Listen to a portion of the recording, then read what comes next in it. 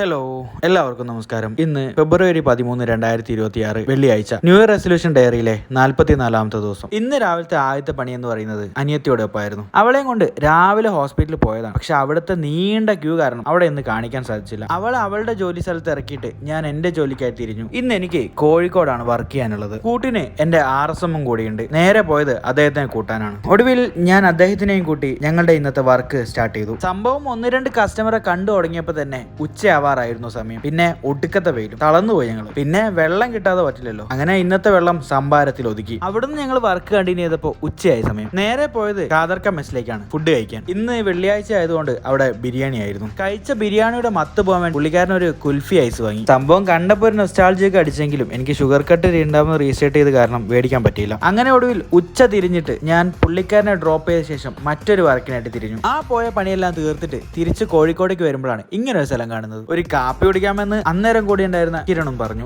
എന്നാ പിന്നെ ഒരു കാപ്പി കുടിച്ചേക്കാന്ന് ഞാനും തീരുമാനിച്ചു. അങ്ങനെ ഒടുവിൽ ഇന്നത്തെ വർക്കും കാപ്പി കുടിയൊക്കെ കഴിഞ്ഞിട്ട് ഞങ്ങൾ നേരെ കോഴിക്കോട് അങ്ങാടിയിലേക്ക് എത്തി. ബേജാറാക്കലും കോയ നമ്മളും കോഴിക്കോട്ട് അങ്ങാടി നിന്നാണ്. അങ്ങനെ ഇന്നത്തെ വർക്കെല്ലാം തീർത്തിട്ട് കിരൺ സാറിനെ KSRTC സ്റ്റാൻഡിൽ ആക്കിയിട്ടാണ് ഞാൻ തിരിച്ചു പോരുന്നത്. എല്ലാം കഴിഞ്ഞിട്ട് സമാധാനത്തോടെ വീട്ടിലേക്ക് പോരാൻ നേരത്താണ് മറ്റൊരു കാര്യം ഓർമ്മ വന്നത്. നേരെ പോയത് അങ്ങോട്ടാണ്. രാവിലെ വീട്ടിൽ നിന്ന് എടുത്തോണ്ടുവന്ന ഒരു സാധനം ഉണ്ട്. അത് തിരിച്ചു കൊണ്ടുവരാൻ മറന്നു. അങ്ങനെ അതെടുക്കാൻ വേണ്ടി പോയതാണ്. പോരുന്ന വഴിക്ക് ചെറുതായിട്ട് വീട്ടിലേക്ക് കുറച്ച് സാധനങ്ങൾ മേടിക്കാണ്ടായിരുന്നു. അത് വാങ്ങി നേരെ വീട്ടിലേക്ക്. അങ്ങനെ ഇന്നത്തെയും എന്റെ ഡയറി കുറിപ്പുകൾ അവസാനിക്കുന്നു. എല്ലാവർക്കും നന്ദി.